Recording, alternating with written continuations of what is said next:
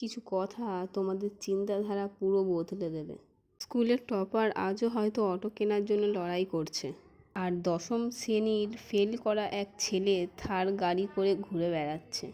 এখন প্রশ্নটা পড়াশোনার নয়, প্রশ্নটা হলো কার কাছে স্কিল বা দক্ষতা আছে। যদি পড়াশোনা করলেই সবাই কোটিপতি হতো, তবে আমাদের সব শিক্ষক কোটিপতি হতেন।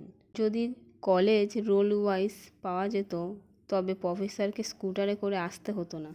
কিন্তু ছোটবেলা থেকে আমাদের একটাই কথা বারবার শোনানো হয়েছে, ভালো করে পড়াশোনা করলেই জীবন সফল হবে। বাস্তবে কিন্তু একেবারেই আলাদা। ডিগ্রি নয়, স্কিলই টাকা রোজগার করতে সাহায্য করে। তোমার কাছে যত ডিগ্রি থাকুক না কেন, যদি তোমার হাতে কোনো দক্ষতা না থাকে, তবে সেখানেই ইতি। না আছে প্রযুক্তির জ্ঞান, না আছে সোশ্যাল মিডিয়ার ধারণা, না আছে বিক্রি করার ক্ষমতা, তবে তুমি উন্নতি করবে কিভাবে?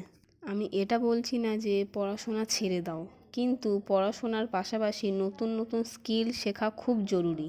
কারণ ভবিষ্যৎ তাদেরই যাদের কাছে বিশেষ দক্ষতা আছে।